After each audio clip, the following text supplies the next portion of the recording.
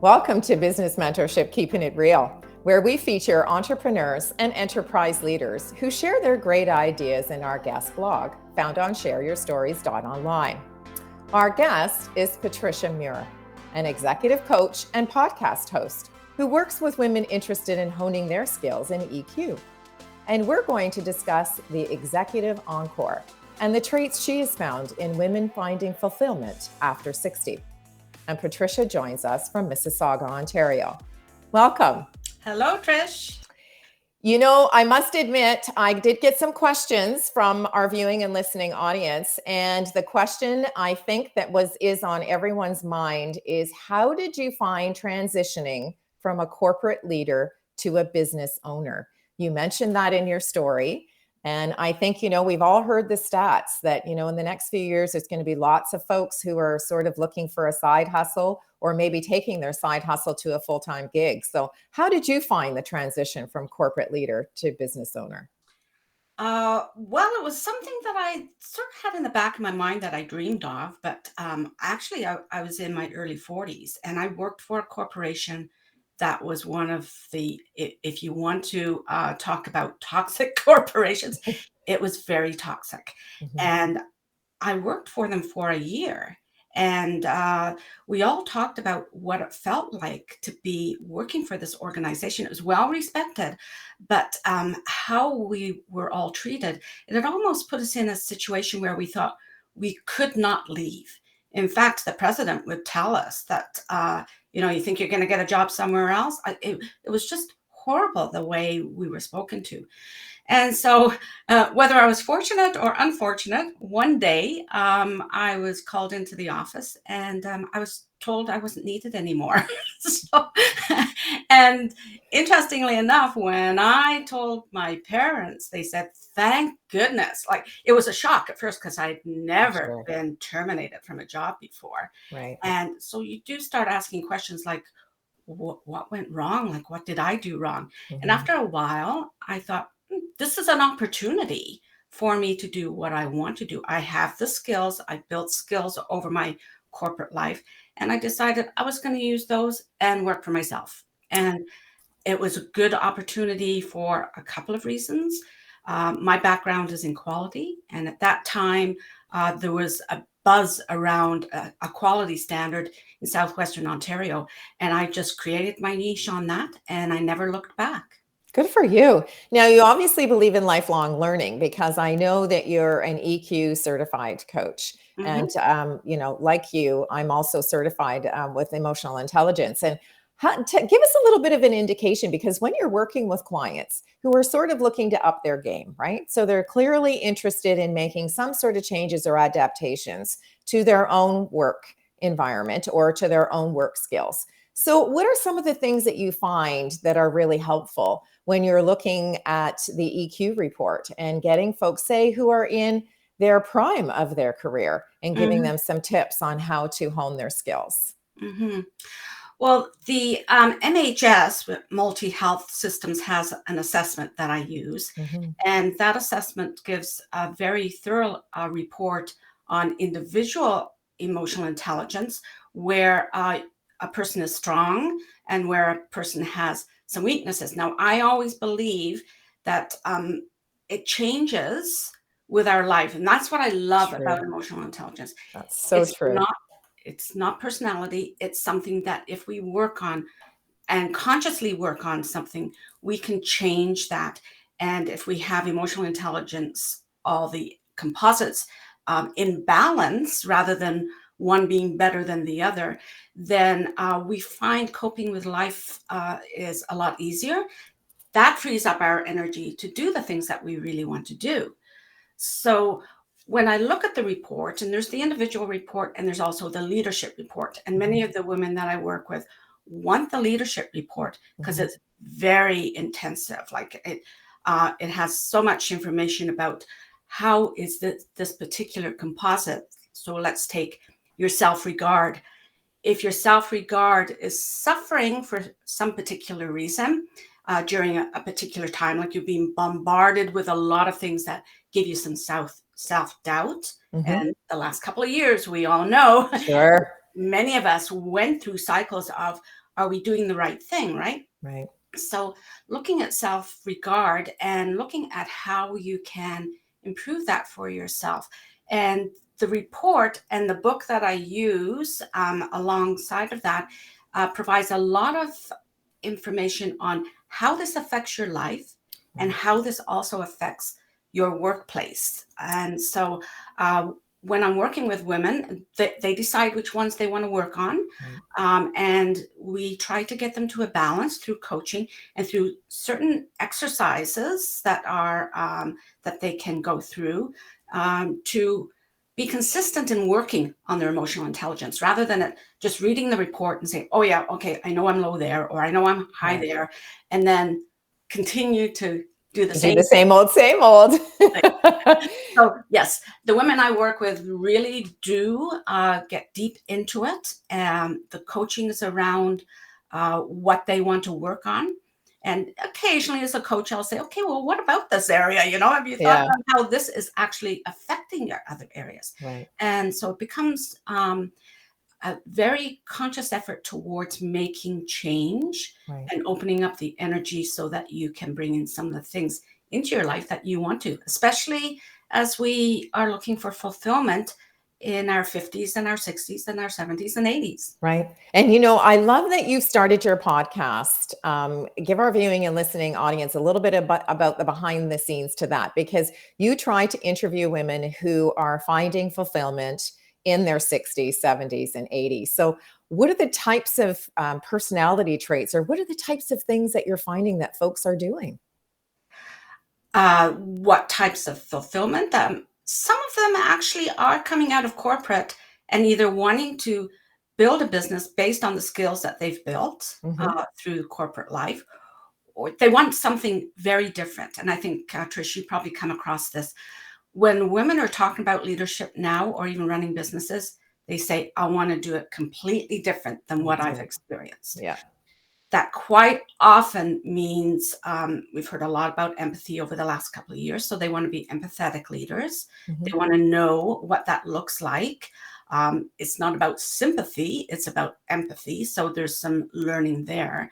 But the other traits that I see in women is that at that particular time, there is doubt, like, because we are being exposed to ageism as well. So the concern that I talk about quite often with my colleagues in the same area and with women is about not internalizing the messages that you're reading on the LinkedIn or you're reading in other publications about how ageism is going to stop us in our tracks. Right. We want to build some characteristics and some behaviors so that they don't become a distraction. Right. And that we can move on with the things that we want to do. And of course, optimism is a big, important part of it, right? For sure. Do you find that resilience is something that, you know, when you've had a lifelong career and you've had some successes along the way, and you may or may not have pivoted throughout that career into different various areas within one organization or other organizations, do you find that resilience is one of the qualities that when you get to that certain age and stage in life that you kind of say, yeah, okay, in my 30s and 40s, that would have knocked me on my knees, but I've been around a little bit longer now, and I'm a little more resilient. Interesting that you use that term because we're starting to see, like, as a group of women, that resilience is also something that we internalize, and the need for resilience sort of comes natural to us. Yes, we can get knocked off our feet easier sometimes than other times. So it's about putting the energy into the things that are going to be a positive movement forward, rather than dwelling on things like resilience. Now, I have to say there's times when resilience, you do need to tap into your resilience with everything else that you've got in your life. And that is when you have a derailer, such as a critical illness while you're working, or a loss in your family. That's when we do pull all those things together that we put under that heading of building resilience. Right. And so it is an important word, but I like to sort of use the other side as well and put our energy into the positive moving forward rather than saying, okay, even saying I'm strong, it's like, or I'm a superwoman or something like that. These are things that we've been taught over many years of our careers, that this is what's going to help us or To save us. survive us. Yeah, exactly. Help us to survive. Yeah. And actually, it's, I think at this time of our life, we start to look at some of these things we've been told and said, okay, that was a bill of sale. Right. Right? Next. You know, or that was something that, yeah, it worked then, but it doesn't exactly work now. Right. And so I have different ways of looking at things now in Yeah, my for life. sure. And so what I find other women are doing, if they're sort of stuck, especially if they haven't started looking at fulfillment in their 40s and 50s, and they hit this time in life when, oh, okay, now I do have to start looking at it, or, oh, now I'm just going to retreat and do nothing. They're better prepared if they start thinking about fulfillment and what that means to them Right. in their 50s and 60s. You made a very good point, because I know that you had a life-changing experience in your own career, and I'm sure it tipped the scales for yourself. Perhaps you can share with our viewing and listening audience, as a cancer survivor, I mean, that sort of really gives you an opportunity to sit back and take notice, right? So, how did that affect you and your career moving forward? Yes, it was a wonderful opportunity to look outside your own sort of intimate circle and do things a little bit differently. So, how did you change or reorient or transform your own life at that time? It's a great question, because I work in legislation. I help my clients interpret legislation. And many provinces and in the United States, there's legislation about accessibility for people with disabilities.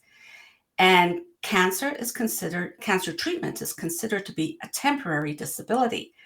I had already helped numerous clients implement this system.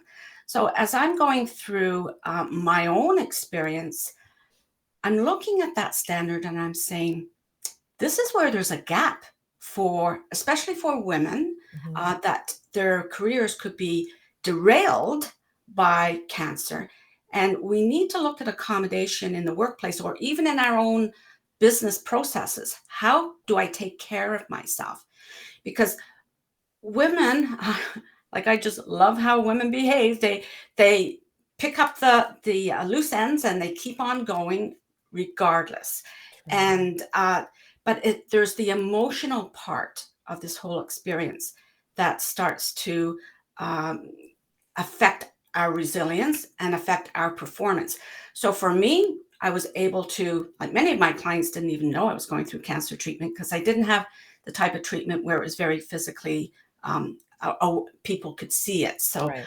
I was actually asked by the treatment center, like, you're an executive, right? And I said, yes. They said, then we're going to schedule all your treatment early in the morning so that you can get on with your day. So, okay. So there's an assumption that I'm going to work through treatment, right? A Right. little bit of pressure, but yes, it was pressure on myself as well. So I was able to organize my work so that didn't skip a beat with my clients.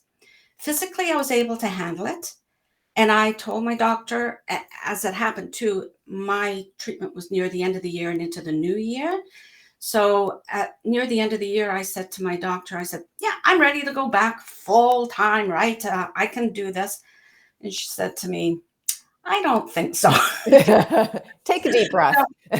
Physically, you're good. She said, but think of the other things that this has Right. done for you or to Right. you. Right. And she said, you work in emotional intelligence, Patricia. Like, what would you be telling your client? And Yeah. so that's what I did. I drew up my own accommodation plan, which was how I was going to conduct business over the next 3 months, like getting back into the swing of things, but with a focus on my emotional intelligence. So that was going to be a focus on optimism, was a big one for Big me. one, for I needed to sure. be optimistic going forward. For sure. And also to trust that I was doing the best thing for me.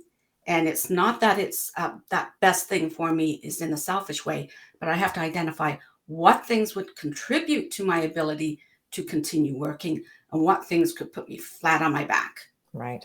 or isolate myself, things like that. So how have you found, so here we are, 10 years in, 15 years in, post treatment, and you look fantastic and, life is going well. Do you reflect back on your plan for the future? Because I mean, we all start looking at sort of those 10-year blocks of time, right? And I uh-huh. know that you mentioned in your story, one of the things that you mentioned is, people kept asking you, well, when are you going to retire? And, clearly we retire when we feel that we no longer want to contribute or we find a different outlet for our interests. Yeah. So moving forward into the next sort of 10-year plan, where do you see Patricia in the next 10 years? Great question, Trish.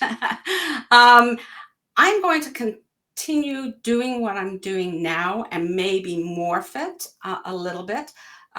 It's based on what I really find fulfilling, and that is about working with women in their businesses. So as long as I can do that physically and mentally, cognitively, I will continue doing that.